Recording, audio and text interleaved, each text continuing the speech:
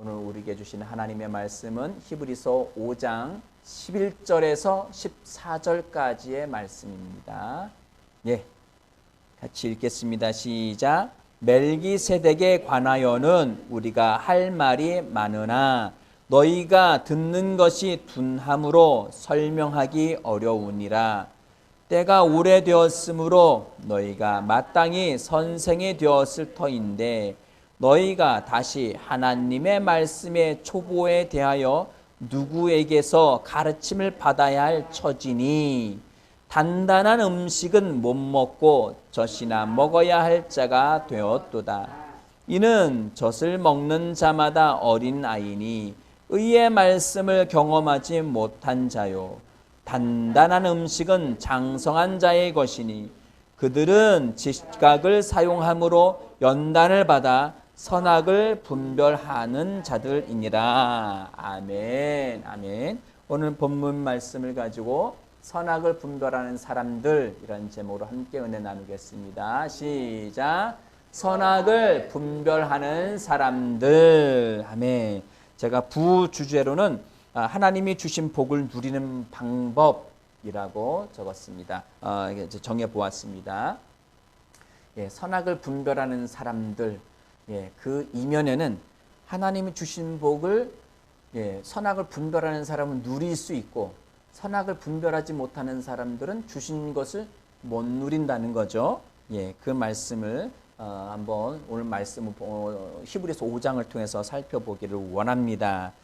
예, 우리 히브리서 오늘 전체 5장 1절부터 14절까지 말씀 함께 다룰 건데요. 우리 5장 1절과 2절, 3절 말씀을 같이 보시겠습니다. 함께 읽겠습니다. 시작. 대제사장마다 사람들 가운데서 택한 자이므로 하나님께 속한 일에 사람을 위하여 예물과 속자는 제사를 드리게 하나니 그가 무식하고 미혹된 자를 능히 용납할 수 있는 것은 자기도 연약함에 휩싸여 있음이라. 그러므로 백성을 위하여 속죄 제를 드림과 같이 또한 자신을 위하여도 드리는 것이 마땅하니라. 아멘. 5장을 시작하면서 대제사장에 대해서 이야기를 하고 있습니다. 대제사장마다 모든 백성을 대표해서 하나님 앞에 나아가는 사람들이 제사장들이죠. 그 24,000명이 넘는 수많은 제사장들 중에서도 그들을 대표하는, 온 백성과 제사장을 대표하는 사람이 대제사장입니다. 이 대제사장이 무슨 일을 하느냐? 하나님께 속한 일에 사람을 위하여 예물과 속죄하는 제물을 드리는 일을 합니다.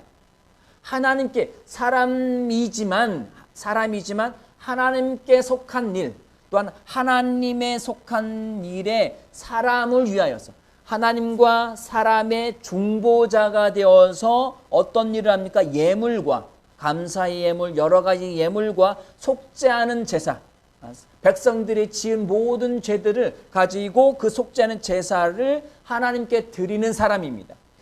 일반적인 백성이 스스로 나아가서 하나님께 나아갈 수 없습니다. 제사를 드릴 수가 없습니다. 오직 대제사장만이 1년에 한 번 대속죄일, 지금 양력으로 따진다면 9월 말에서 10월 초순 그 사이에 대속죄일이 있는데 그 대속죄일에 1년에 한 번 하나님께 어린 양의 피를 가지고 들어가게 됩니다. 그때에 모든 죄를 속량받는 일들을 하나님께 제사를 드림으로 하게 되죠. 자, 그가 2절에 그가라고 되는 이 그가라는 것은 저도 예전에 이 말씀을 볼 때는 예수님인 줄 알았어요. 예수님에 대해서 이야기하는, 그게 대제사장, 사람의 대제사장이 이야기하는 거예요. 그가 무식하고 미혹된 자를 능히 용납할 수 있는 것은 백성들이 무식하죠. 알지 못하죠. 하나님에 대해서 제대로 알지 못합니다. 학식이 딸리는 것이 아니라 하나님에 대해서 잘 알지 못하고 미혹된, 쉽게 미혹돼서 속아서 세상 것들에, 다른 것들에 미혹된 자들 능히 용납할 수 있는 것. 왜? 자신도 그러하기 때문에. 자신이 같은 처지가 아니라면 그것을 이해할 수 없겠죠. 그런데 같은 사람으로서 백성의 대표가 되어서 하나님께 나아가는 거예요. 그렇기 때문에 무식하고 미혹된 자를 모두 용납하고 다 받아들여서 하나님 앞에 나아갈 수 있는 것은 자기도 연약함에 휩싸여 있다는 거예요. 3절 말씀은 그러므로 백성을 위하여 속죄죄를 드림과 같이 또한 자신을 위하여도 드리는 것이 마땅하니라. 백성을 위해서 드릴 뿐만 아니라 대제사장이 죄가 없는 게 아닙니다. 백성 중에 뽑힌 자 아담의 후손이기 때문에 자신도 죄가 있고요. 자신의 가족과 친족의 죄까지 다 회개의 죄물을 드리고 어린 양을 잡아서 송아지를 잡아서 피의 제사를 드린다면 그것을 속량 받은 다음에 백성의 죄를 가지고 그 어린 양 피에 담아서 가지고 갈 수 있는 거예요. 제사를 드린다는 것은 제물을 가지고 백성들이 제사를 드린다는 건 어떻게 드리냐? 뭔가 죄를 지은 것이 있어요. 그러면 어린 양이나 염소나 송아지를 가지고 옵니다. 그리고 백성이 직접 안수를 합니다. 내가 내 죄를 지은 거니까, 이 어린 양에게 내 죄를 전가시키는 거예요. 전가시키기 위해서 그 머리에 안수하여서 기도합니다. 하나님, 내가 이런 죄를 지었습니다. 라고 입으로 시인하고 고백하여서 그 어린 양한테 다 뒤집어 씌웁니다. 그리고 그 어린 양을 거기서 죽이는 거예요. 죽여서 목을 따고 배를 가르고 가죽을 벗기고 정강이 다 잘라내고 내장을 다 긁어내고 그렇게 해서 하나님 앞에 제사를 드리는 거예요.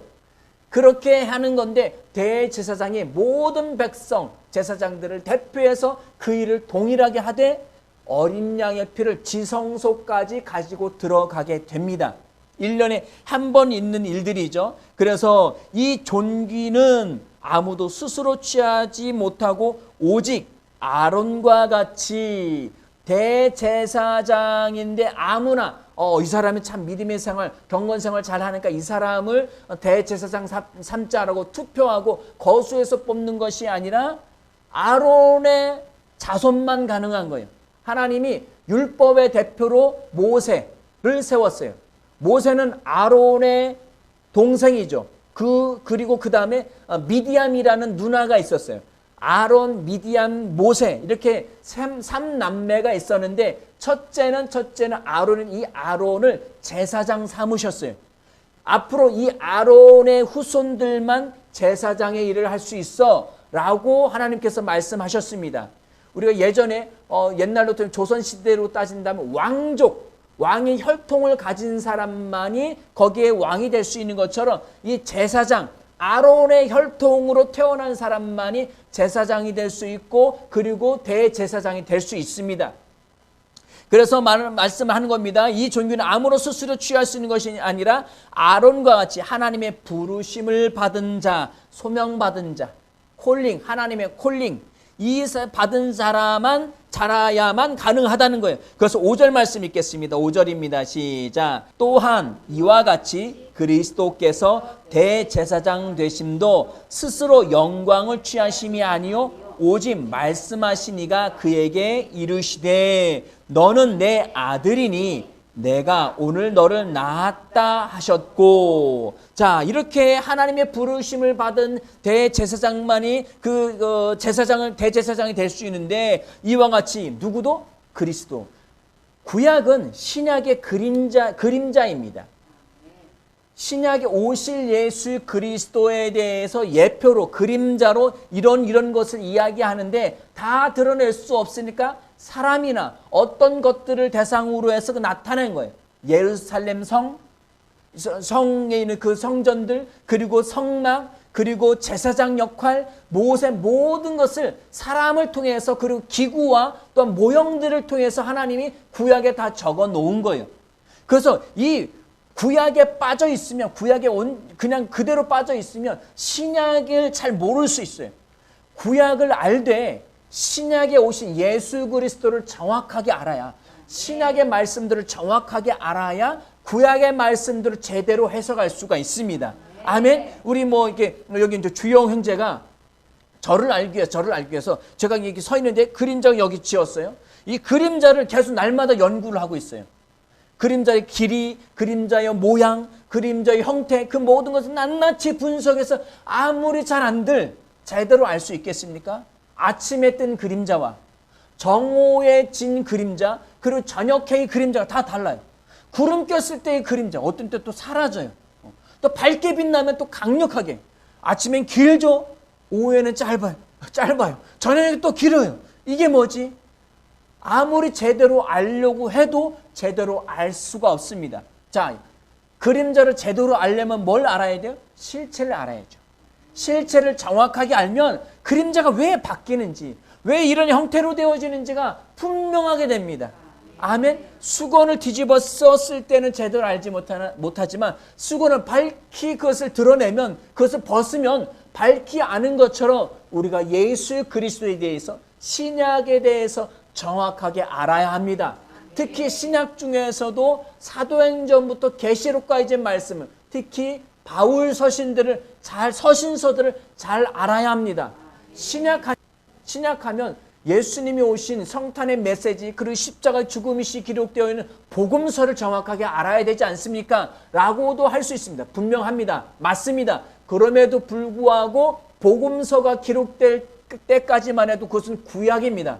복음을 제대로 알지 못하는, 예수님을 육신으로 알았습니다. 그러나 사도행전 2장 4절부터는 성령이 오신 이후로부터 성령님께서 구약에 대해서, 예수님에 대해서, 복음서에 대해서 계시해 주셨습니다. 그때부터 명확하게 알 수 있는 것이기 때문에 복음서를 읽으실 때 특히 복음서를 서신서를 더 많이 읽으셔야 합니다. 이것을 명확하게 해석해 놓았기 때문입니다. 자, 이와 같이 그리스도께서 대제사장 되심도, 구약에는 사람의, 아론의 자손 중에 부르심을 받은 사람만이 대제사장이 될 수 있었고, 그리고 1년에 한 번 대속죄일에 지성소까지만 들어갈 수 있었습니다. 거기에 들어갈 수 있었습니다. 그런데 본인의 죄를 지은 것 중에, 친족이, 가족이 지은 것 중에 제대로 속죄를 이루지 않고 들어가면 제사장의 옷 중에는, 옷은 이게 지금 현대의 시가로 그 보석과 금실과 이걸 따지면 60억이 넘는데요. 어마어마하게 큰 금액이죠. 이 의복을 입고 들어갈 때 이 제사장 옷의 하단에는 방울들이, 옷술에 방울들이 달려 있습니다. 유대인들의 옷에는 옷술이 달려 있어요. 그 옷술을 달아놓은 이유는 하나님의 계명들, 말씀들을 의미하는데, 이것은 특히 구원을 상징합니다. 그래서 예수님께서 혈루병 앓는 여인, 이게 예수님 지나가신데 혈루병 앓는 여인이 옷단을 만졌다고 했잖아요. 그 옷단이 옷술을 의미하는 거고요. 그 옷술은 무엇을 의미하냐? 하나님의 구원, 예수 그리스도를 상징하는 겁니다. 그러니까 이 여인은 예수님의 옷자락을 만질 때에는 하나님의 아들이시며, 그리고 나를 구원하실 구원자로 믿은 것, 메시아로 믿었기 때문에 그 여인이 나올 수 있었던 거예요. 말씀을, 하나님의 언약의 말씀 그대로 믿은 것입니다. 자, 그 대제사장의 옷단에 옷술이 달려있고 거기에 방울이 달려있는데, 대제사장이 움직일 때마다 딸랑딸랑 하고 소리가 납니다. 그럼 제사장이 살아있구나 라고 알 수 있는데, 이것이 갑자기 철푸덕 소리가 나고 소리가 더 이상 나지 않아요. 그러면 대제사장도 죽은 거예요. 왜?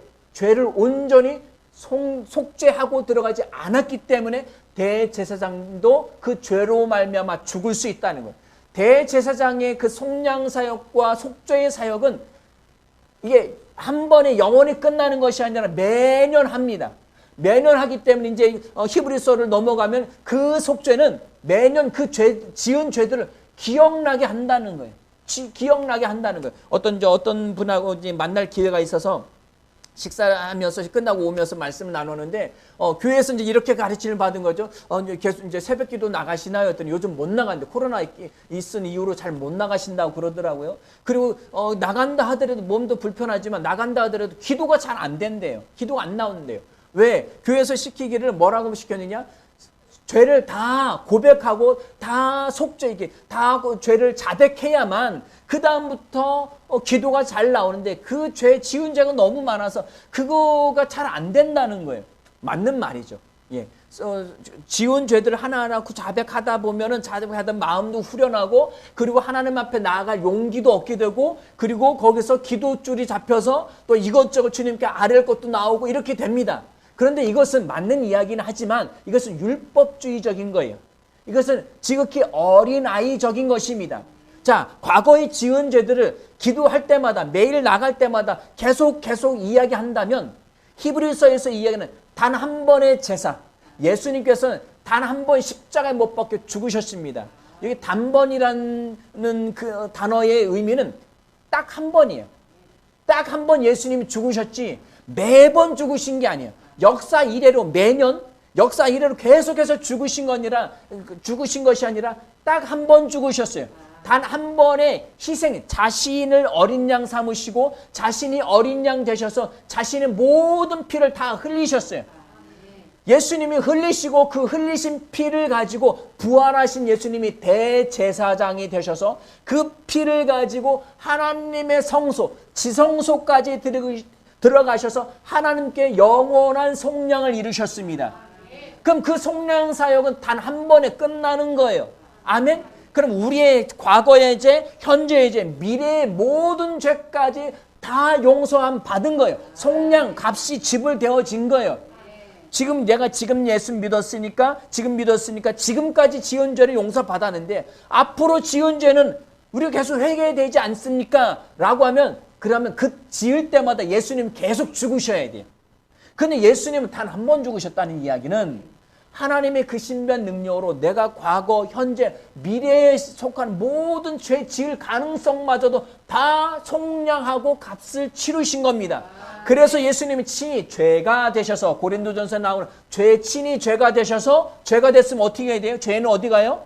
죄인은 지옥에 가야죠.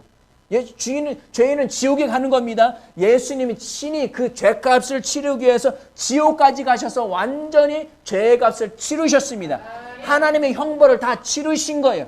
치르신 다음에 예수님이 성령으로 말미암아 사망 권세를 깨뜨리시고 이기시고 다시 부활하신 거예요. 그래서 하나님이 말씀하시기를 너는 내 아들이니 오늘 내가 너를 낳았도다라고 말씀하신 겁니다. 아멘. 예수님의 속량 사역은 영원한 사역입니다. 단 이례적이고 그 죄는 모든 죄를 다 속량하신 겁니다. 값을 치르셨어요. 지옥에서. 그리고 그분이 부활하시면서 그런 믿는 자들에게 영생의 부활의 영원한 하나님의 생명을 주시게 된 것입니다. 그래서 성경에서도 시편 2편 7절 말씀에서도 너는 내 아들이니 내가 오늘 언제? 부활의 그때에 오늘 너를 낳았다라고 말씀하신 거예요. 이미 영원 전부터 계신 예수 그리스도 또 낳으셨다고요? 그 얘기는 뭐예요? 그 얘기는 이전의 아들 예수님이 죽으신 거 말고는 사라진 거 말고는 또 나을 일이 없잖아요. 그 얘기는 예수님이 우리의 모든 죄를 다 담당하시고 지옥까지 가셨다는 거예요. 이 지옥을 우리는 단순한 심판으로만 생각합니다. 단순한 심판으로만 생각하고 죽음, 고통 이것을 생각합니다. 자, 우리 7절 말씀을 보실게요. 7절 말씀. 그 단순한 심판 고통을 어떻게 생각하는지 시작. 그는 육체에 계실 때에 자기를 죽음에서 능히 구원하실 이에게 심한 통곡과 눈물로 간구와 소원을 올렸고 그의 경건하심으로 말미암아 들으심을 얻었느니라. 아멘. 그가 8절 말씀에 아들이시면서도 받으신 고난으로 순종함을 배워서 라고 되어 있습니다. 예수님이 육체로 계실 때에 자기의 죽으심을 자기를 죽음에서 능히 구원. 왜? 예수님이 고난받고 우리 모든 죄를 다 담당하고 과거, 현재, 미래에 지을 또한 모든 인류의 죄를 다 담당하고 죽으시는 거예요. 그것이 얼마나 고통스럽고 힘들었는지 예수님도 심한 통곡과 여기 심한이라는 것은 어떤 의미를 있냐면 힘 있는, 강한, 강력한 이라고 의미가 있기 때문에 아주 심각한 통곡을 했다는 거예요. 이 통곡은 또 어떤 의미를 가지고 있느냐? 부르짖음, 외침, 그러니까 사망 선고를 받고 그것 때문에 너무 복받쳐서 와 하고 터뜨리는 그 통곡을 의미하는 거예요. 예수님께서 친히 아주 심각하게 그 죽음의 고통 때문에 심각하게 통곡하시고 눈물로 친히 하나님 앞에 간구하고 그 소원을 하나님께 올려드렸다는 거예요. 예수님 얼마나 힘드셨으면 이러실까요? 근데 이것만 있는 게 아니에요. 이 심한 통곡은 뭐예요? 하나님 아버지, 영원한 생명이신 하나님 아버지로부터 영원한 단절을 의미합니다. 이게 죄의 심판이에요. 우리가 받았어야 할 그 심판, 영원한 단절. 그 단절의 심판은 어디예요? 계시록에서 이야기하는 둘째 심판을 이야기합니다. 둘째 심판은 영원한 지옥. 사탄과 그 졸개들, 악한 귀신들을 보내려고 만들어놓은 그 뜨거운 영원토록 고통당한 불구덩이에 죽을 수조차도 없는 그 지옥 불구덩이에 들어가는 그 심판을 받으셨다는 거예요. 첫 번째는 죄의 고통, 그리고 두 번째는 하나님으로부터 영원한 단절. 그 단절은 불구덩이입니다. 이것 때문에 예수님께서 그 심각한 고통 가운데 눈물로 간곡하게 하나님 앞에 그 소원을 아랬다는 거예요. 그 고통이 얼마나 심하셨으면. 아멘. 그 소망, 죽음 가운데서 다시 살아날 그 영원한 모든 사람들의 영원한 생명을 주실 것을 약속하면서 그 하나님에 대한 그 신뢰가 없었다면 그럴 수 있을까요? 결코. 만약에 하나님이 실수하거나 하나님 좀 힘이 딸리셔서 그렇게 만약에 못 살리셨다면 예수님이 그랬을까요? 아니요. 예수님은 온전히 하나님을 신뢰했습니다. 예수님은 하나님을 아버지 하나님을 온전히 공경하고 온전히 경외하고 온전히 그 경건한 그 두려움, 경건한 그 섬김, 그 경건, 그것으로 말미암아 그것은 그 믿음을 대표하는 거. 믿었기 때문에 아버지를 믿고 경외했기 때문에 아버지가 누구를 사랑하는지 아시는 거예요. 그것 때문에 예수님이 모든 죄를 다 친히 담당하시고 십자가에 못 박혀 죽으셨어요. 그렇기 때문에 그 심한 통곡과 울음, 간곡한 기도와 그 소원을 가지고 하나님 앞에 아뢰었던 것입니다. 그렇기 때문에 예수님이 하나님은 창세기 1장에 나오는 빛이 있으라. 예수님, 그것이 언제인지 알 수 없어요. 인간의 시간에 따질 수 없어요. 그러게 영원 전에 하나님이 아들을 지으셨고 그 빛을 만드셨고 그 빛이 요한복음 1장에서 그는 말씀은 예수는 하나님은 말씀 빛이라고 말씀. 그 빛이 아멘. 사람들의 빛이라 말씀하셨고 그 빛이 사람들의 빛이었으나 자기 백성에 왔으나 그를 영접지 않았다고 했습니다. 그것은 말씀이 육신이죠. 이 땅에 오신 분이 누구예요? 예수님이시죠.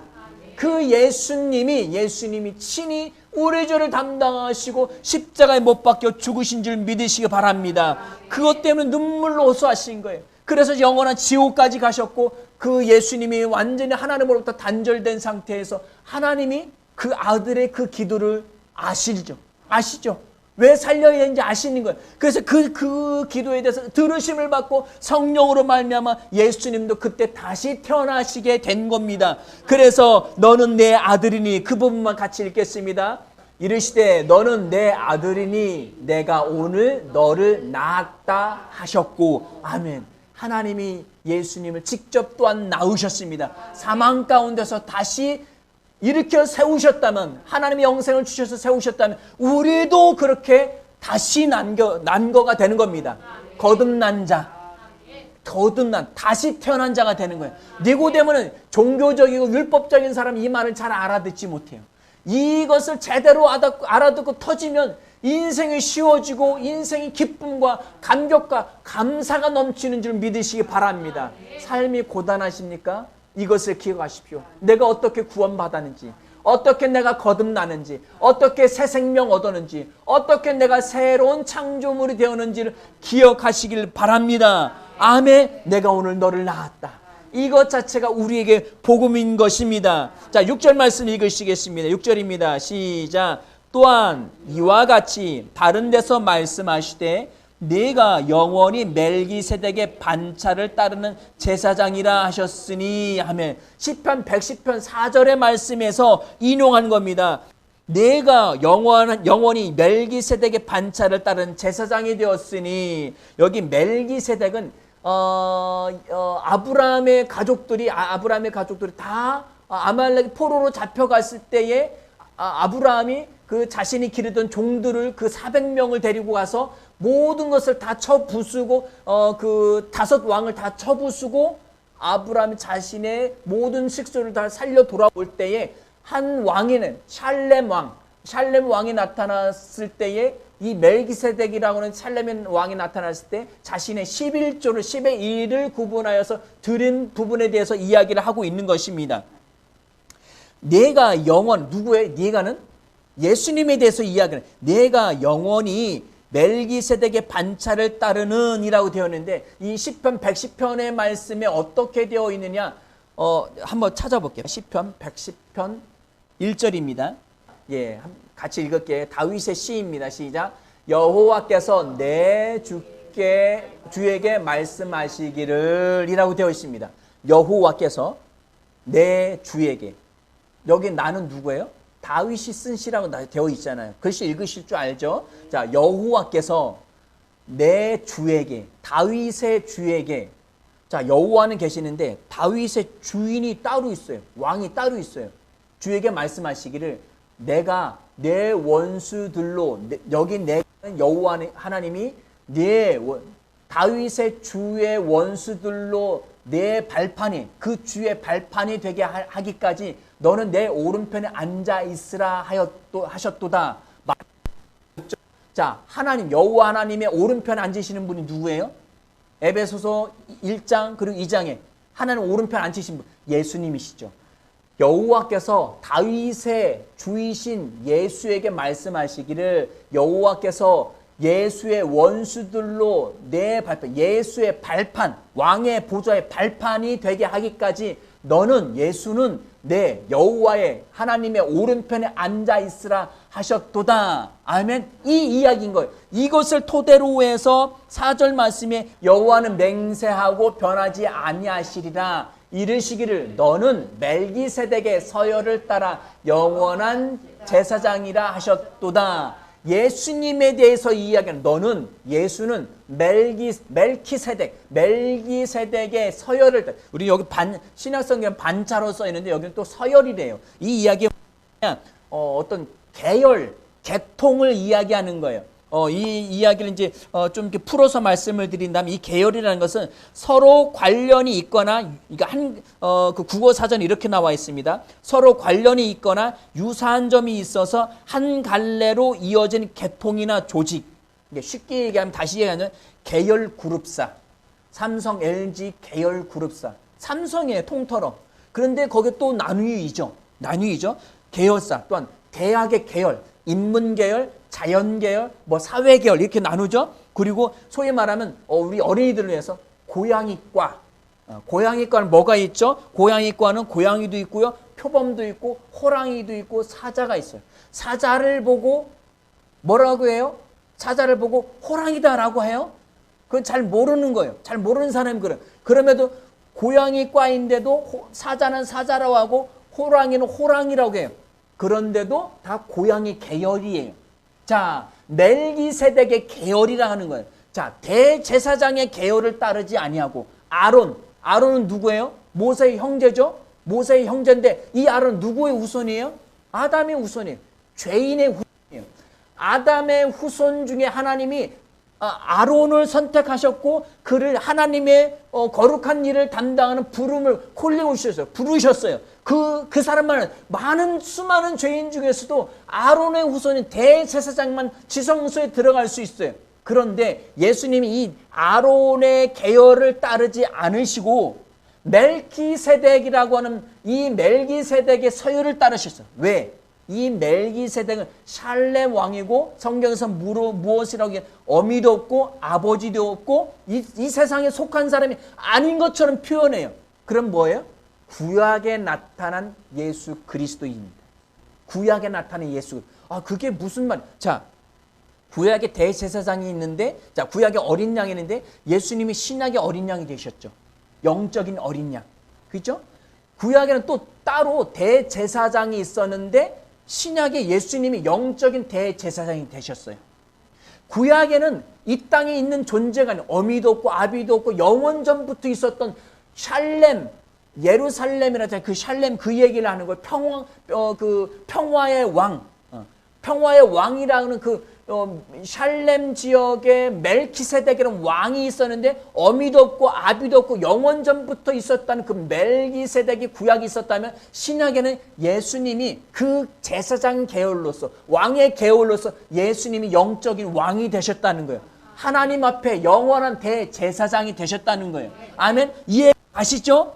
내가 영원히 멜키세덱의 계열을 따르는 그 반차를 따르는 서열을 따르는 제사장이라 누가? 예수님이 그러셨다는 거예요. 아멘. 자, 7절 말씀에 그래서 그는 육체에 계실 때 그럼에도 불구하고 예수님이 여기 7절이 아니라 히브리서 5장 7절입니다. 히브리서 5장 7절.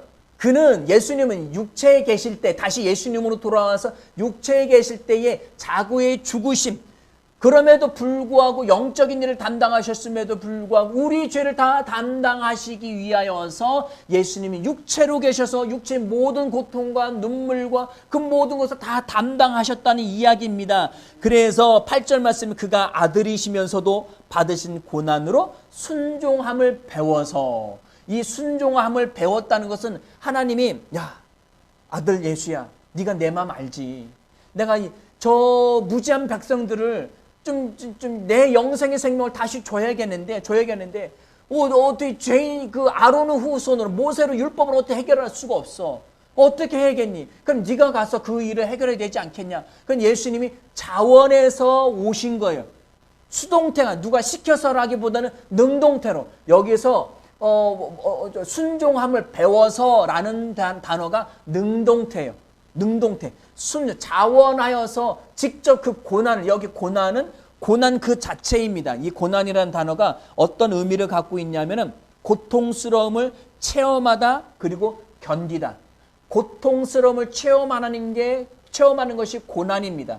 외부로부터 악한 질병이라든지 어떤 외부적인 충격과 고통, 통증 그 모든 것을 경험하는 것 외부에 있는 것이 나를 가격함으로 인해서 내가 그대로 받는 것 그것을 고난이라고 할 수 있는데 예수님이 그 고난을 그대로 다 받으셔서 하나님 앞에 순종함을 배웠다는 거예요. 아멘. 고난을 통해서 순종함을 배우는데 우리도 그렇게 배우려고 하지 마십시오. 이미 예수님이 하신 거예요. 예수님이 받으신 거예요. 그래서 예수님이 고난의 길을 갔으니까 나도 가야지. 그래서 부활주 고난주간 되면 나도 고통스럽게 뭔가 천주교가 그거를 해요. 가끔 이게 부활절날 되면은 그 주간 고난 주간이 되면 뭐 브라질이나 이런 데 다 캐톨릭이니까 뭐 저기 필리핀도 마찬가지예요. 천주교는 그 천주교 영향을 받다 보니까 그들 어떤 행사들을 고난 주간에 직접 십자가를 지고 가요. 지고 가는데 어떻게 가요? 진짜 채찍을 때리고 못을 진짜 박아요. 진짜 사람은 예수님의 고난에 동참한다고. 그렇게 해서 그 고난을 동참하라고 예수님이 고난당하신 게 아니에요. 아멘? 그럼 그 사람만 그러면 용서함 받은 거예요? 나머지 사람은 뭐예요? 나머지 사람은 막 우와 저 사람 대단하다. 그래 우리도 예수님 그렇게 받았지. 우리도 저걸 받아야 돼. 이러고 이게 아니에요. 아멘? 예수님이 그 고난을 한 번의 그 모든 것을 다 이루셨습니다. 아멘. 순종함을 배워서 9절입니다. 시작. 온전하게 되셨은즉 자기에게 순종하는 모든 자에게 영원한 구원의 근원이 되시고 그것을 통해서 예수님이 온전하게 되셨어요. 완전하게 되셨어요. 아멘. 그래서 자기에게 예수님께 순종한 사람이 누구예요? 복음을 믿는 사람들. 예수를 믿는 사람들도 예수님과 온전하게 되는 거예요. 예수와 함께 죽고 예수와 함께 부활하고 아멘. 예수와 함께 온전해지고 예수와 함께 의로워지고 아멘. 예수님과 함께 온전하게 되셨은즉 자기에게 순종하는 자 예수를 믿는 자들에게 모든 자에게 영원한 구원의 근원이 된다. 시작점이 된다는 거예요. 아멘. 예수님은 우리의 구원의 근원이십니다. 구원 소테리아 구출되다, 구원받다. 아멘. 건강에서 물질의 가난함에서 그리고 여러 가지 재앙과 저주와 질병 그 모든 것뿐만 아니라 영적 사망 하나님으로부터 영원한 단절로부터 구원함을 받은 줄 믿으시기 바랍니다. 아멘. 예수님이 그러셨다면 우리가 그게 된 건 줄 믿으시기 바랍니다. 아멘. 그래서 9절 10절 말씀 읽겠습니다. 9절 10절 시작. 온전하게 되셨은즉 자기에게 순종하는 모든 자에게 영원한 구원의 근원이 되시고 하나님께 멜기세덱의 반차를 따른 대제사장이라 칭하심을 받으셨느니라. 아멘. 예수님이 대제사장이 되신 거예요. 그래서 지성소, 하늘성소 안에 들어간 거예요. 아무나 못 들어갔는데 예수님이 십자가 못 박혀 죽으실 때에 지성소의 휘장이 위에서 아래까지 쫙 찢어졌어요.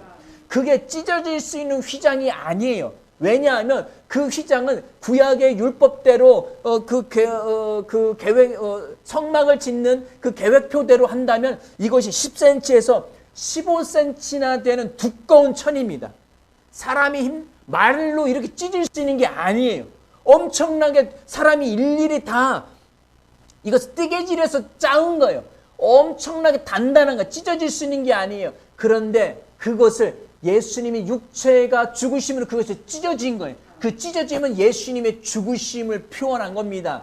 아멘. 예수님이 죽으심으로 말미암아 하나님과 인간 사이에 이 가로막힌 게 없어졌습니다. 예수님이 친히 지성소까지 들어가셔서 모든 죄를 다 속량하신 줄 믿으시기 바랍니다. 아멘. 자, 이렇게 해서 이제 오늘 본문 말씀은 온 거예요. 자, 11절 12절 빠르게 읽어보겠습니다. 11절 12절 시작. 멜기세덱에 관하여는 우리가 할 말이 많으나 너희가 듣는 것이 둔함으로 설명하기 어려우니. 왜 둔하냐고 이야기했냐면 둔해서 너희 못 알아들으니까 내가 이 얘기를 더 이상 못할 것 같아. 12절이 그 이유 이야기합니다. 시작. 때가 오래되었으므로 너희가 마땅히 선생이 되었을 터인데 너희가 다시 하나님의 말씀의 초보에 대하여 누구에게 가르침을 받아야 할지 처지이니 단단한 음식은 못 먹고 젖이나 먹어야 할 자가 되었도다. 너희가 이 예수 믿은 지 오랜 시간에 전 세계에 흩어져 있는 이 유대인, 기독교인, 유대교 그리스도인들이, 개종하는 그리스도인들이 오래전에 복음을 들었기 때문에 이미 성장해서 벌써 예수님으로부터 이 히브리서 기록될 때까지 벌써 20-30년 지났어요. 적어도 예수님이 30년도에 죽으셨고 로마 황제의 네로의 핍박이 있는 그 시점까지니까 적어도 30년, 20년이 된 거예요. 이때는 벌써 너희들 벌써 성장해서 이제 가르치는 교사가 됐어야 하는데 하나님의 말씀의 초보에 대하여 누구에게 또 다시 들어야 할 만하는 그런 상황이 되었으니 단단한 음식은 누가 먹어요? 성인이 먹습니까? 젖먹이 어린아이가 먹습니까? 어린아이가 먹죠. 성인이 먹죠. 단단한 음식은 못 먹고 젖이나 먹어야 하는 젖먹이 어린아이. 아주 어린아이가 1살, 2살 그 미만의 아이들이 먹는 그것을 이야기하죠. 그런 영적인 어린아이가 다시 되었다는 거예요. 그 답답함을 이야기하면서 그래서 너희한테 이 멜기세덱이 더 표현하기가 참 어려운 상태인 거야. 그래서 13절 말씀입니다. 13, 14절 말씀 읽겠습니다. 시작. 이는 젖을 먹는 자마다, 이 어린아이에 대해서 이야기하고 있죠. 젖을 먹는 자마다 어린아이니 의의 말씀을 경험하지 못한 자요. 젖을 먹는 자마다 어린아이니, 이 어린아이 네피오스라는 단어인데 태어나서 1살부터 10살까지의 아이입니다. 그럼에도 불구하고 10살의 아이가 아니라 젖먹이이기 때문에 1살이에요. 똥오줌 잘 못 가리고 그냥 엄마 아빠 할 수 있는 그 정도, 누군가 먹여줘야만 젖이나 먹는 아주 부드러운 음식, 이유식이 아니고선 다른 걸 먹으면 잘못하면 이 아이 죽을 수 있어요. 그래서 이유식밖에 못 먹이는 거예요. 젖밖에 못 먹이는. 그래서 15절 말씀입니다. 시작. 단단한 음식은 장성한 자의 것이니. 자, 이 어린아이가 분명히 1살에서 10살까지면 육체의 어린아이 아닙니까? 여기에는 이 헬라어 단어 사전에도 분명히 영적 그리스도인, 어린 그리스도인에서 분명히 표시를 하고 있습니다. 영적인 그리스도의 어린 아이들에 대해서 이야기하는 건데 의의 말씀을 경험하지 한다는 것은 능숙하지 않다는 거예요. 이 단어의 뜻 의미 자체가 그거예요. 능숙하지 못한 그리고 익숙하지 않은 의미를 갖고 있어요. 그러니까 의의 말씀, 디카이오스 로고스, 의의 말씀. 그러니까 깨끗한 상태의 말씀은 단단한 음식이에요. 너는 법적으로 깨끗해. 너는 완전한 자야. 너는 죄가 없는 자야. 너는 다시 태어났어. 너는 하나님의 아들이고 예수님과 같은 존재야. 예수님의 형제야. 너는 온전하고 거룩하고 의로운 자야. 네가 원하는 거 무엇이든 다 얻을 수 있고 너는 거리낌 없이 하나님 앞에 나아갈 수 있어. 왜? 예수님이 나아가신 것처럼 나도 나아갈 수 있어. 에베소 2장 6절 말씀처럼 예수님의 보좌 앉으신 것처럼 함께 우리도 앉혀진 존재야. 이 말씀을 영적인 율법주의, 종교주의 어린아이는 못 먹어요. 이게 받아들이지. 감히 어떻게? 그러나 우리는 가능합니다. 왜? 이 의의 말씀을 이제 조금씩 배워가면서 능숙하게, 익숙하게 다루어 가고 있기 때문입니다. 그래서 결론적으로 말씀을 드린다면 우리 이게 바인더 이걸 드렸었는데 믿음의 고백 기도 꼭 하십시오. 매일. 2페이지에서 4페이지에 있는 내용과 그리고 9페이지에 나와 있는 그리스도는 누구인가의 고백 기도문을 매일같이 하십시오. 아멘. 의의 말씀을 들었다고 해서 단번에 장성한 자가 되는 게 아니에요. 이것을 되려면 매일같이 먹어야 돼. 매일같이 익숙하게, 능숙하게 잘 다룰 수 있어야 합니다. 잘 다룬다는 것은 삶에서 잘 사라질 수 있어야 된다는 거예요. 이것은 계속 되어야만 합니다. 아멘. 15절 말씀 읽어보겠습니다. 시작. 단단한 음식은 장성한 자의 것이니, 장성한 자, 성인의 것이니 라는 의미예요. 그들은 지각을 사용함으로 연단을 받아 선악을 분별하는 자들이나. 자, 이것을 다시 설명해 드릴게요. 그들은 지각을, 감각 기능을 사용함으로, 여기에 감각 기능 있죠? 자, 시각, 청각, 미각, 촉각, 후각 5가지 기능인데 여기 육적인 감각 기능을 이야기하는 게 아니에요. 영적인 감각 기능을 이야기하는 거예요. 영의 시각, 청각, 미각, 그리고 후각, 촉각. 영적인 감각 기능은 뭐예요? 의의 말씀. 여기 의의 말씀을 먹는 것, 단단한 음식에 비유했잖아요. 그럼 그 음식을 먹고 맛이 어떤지, 얼마나 달고 얼마나 맛있고, 아이고, 소고기 먹을 얼마나 맛있어요. 우리가 좋아하는 음식, 맵고 짜고 이런 거 회 먹고 얼마나 맛있어요. 이거 어린아이 못 먹어요. 이거 먹으면 죽는다니까요. 잘못하면 큰일 난다니까요. 어른이, 장성한 자가 먹는 것은 영적인 기능으로 의의 말씀이 이것도 먹고 저것도 먹고. 왜? 성경에 모든 음식이 다 들어가 있는데 이걸 잘 읽지도 않고 묵상하지도 않고 삶에서 실천하지도 못하고 생각이 나야 뭘 하지. 묵상을 했어야 뭐가 하지. 삶에서 계속 하십시오. 아멘. 이것을 통해서 계속 성장할 수 있습니다. 그럼 이것을 익숙하게 잘 다루는 상태가 된 사람이 영적 장성한 자입니다. 영적 감각을 사용함으로 연단을 받는다는 것은, 연단에 무슨 단냐면 쇠를 빨갛게 달구어서 계속 망치질 하는 거예요. 계속 두드리는 거예요. 계속 두드리고 이만했던 쇳덩어리가 자꾸 줄어들면 뭐예요? 응축이 되는 거죠. 응축이 되면 단단하다는 거예요. 그 무쇠가 되는 거예요. 그래서 이렇게 계속 접어서 계속 접은 칼을 다마스커스 칼이라는 게 있어요. 굉장히 고강도의 칼이 있어요. 그런 것처럼 쇠와 쇠가 부딪혀서 쇠를 잘라요. 그만큼 단단해진다는 거에서 영적 지각, 감각을 사용함으로 연단을 받았다는 것은 훈련했다는 거예요. 연습했다는 거예요. 계속 훈련하고 연습해서 선악을 분별하는 자. 선한 것이 무엇인지, 아름다운 것, 선한, 구약으로는 토부, 이것을 선한 걸 이야기하는 거예요. 그래, 이 악은 악한 것, 사탄의 것을 분별하는 자. 이 분별한다는 것은 재판 용어예요. 심판 용어예요. 그래서 판가름한다, 재판한다, 뭐가 뭔지를 분별한다는 하는 사람들이 된다는 거예요. 왜? 장성한 자이기 때문에. 자, 시간이 갔지만 구약에서, 창세기에서 아담과 하와가 뭘 먹었어요? 선악을 알게 하는 나무 열매를 먹고 죽었잖아요. 하나님과 단절됐어요. 그건 여기는 선악을 분별하는 자들이 된대요. 이게 무슨 차이일까?